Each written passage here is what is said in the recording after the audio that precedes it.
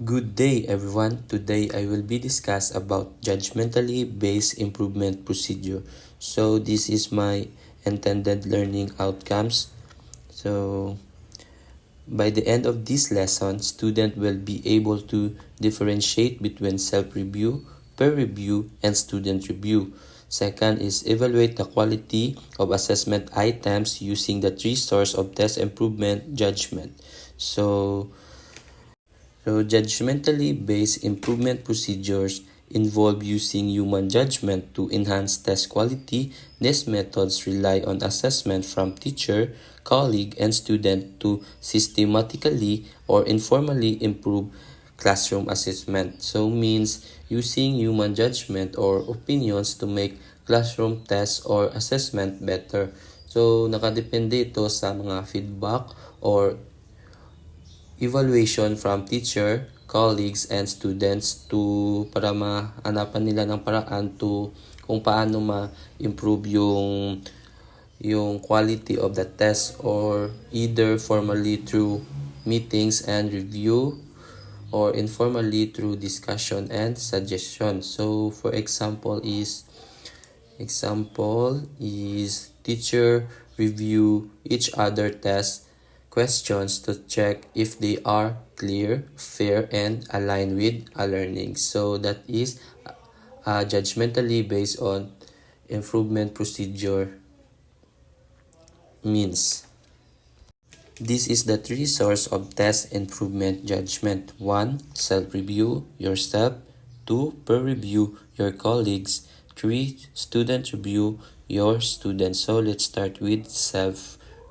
So self-review when individual evaluate their own work to reflect, revise, or improve. So this is when a person evaluates their own work to check for mistake and areas for improvement. So makakatulong ito to yun na nga, reflect, revise, or improve. So this is the 5 review criteria for self-judgment. So 1, adherence to item writing guidelines. So nag-follow ka sa rules in making good question. Number 2, contribution to score-based inference. So questions should be truly measure what student learns. So number 3, accuracy of content.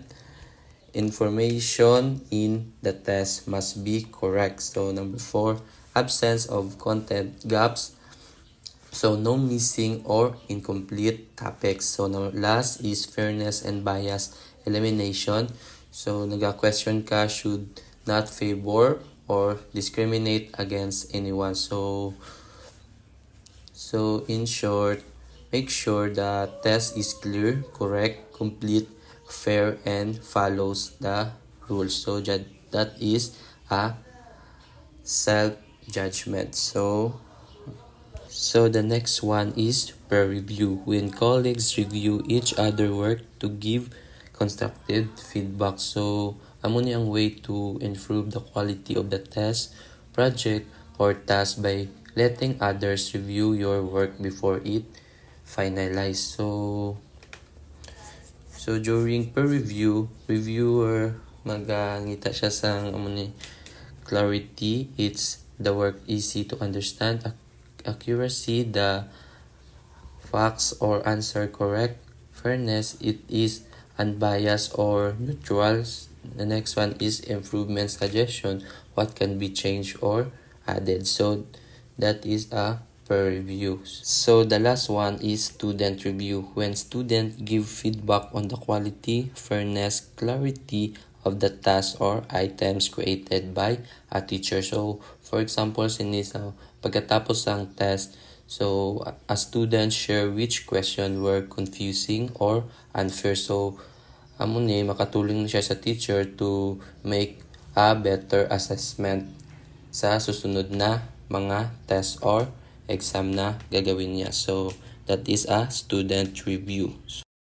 What makes it qualitative analysis? So it focuses on description of performance. So instead of giving scores, the teachers give feedback in words, explaining what the student did well and what can be improved. Second one is feedback is often narrative or interpretive, not based on score or percentage. So it's look at the content, meaning, and quality of the student answer. The last one is it emphasizes meaning, content, and improvement rather than statistical measurement. The goal is to help students learn and improve, not just the rate them with percentage points. So it is considered qualitative because it focuses more on understanding and describing performance rather than the the measuring it with numbers.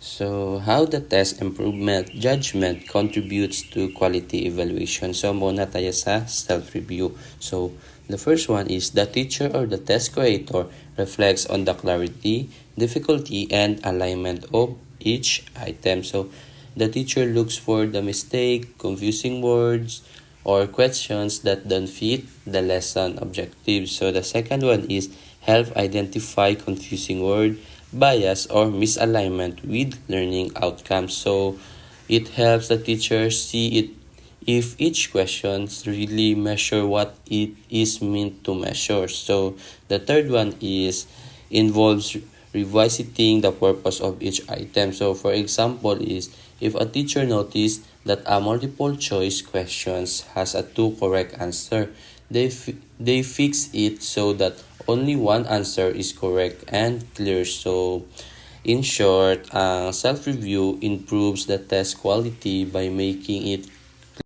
clear and fair and more accurate. The next one is peer review.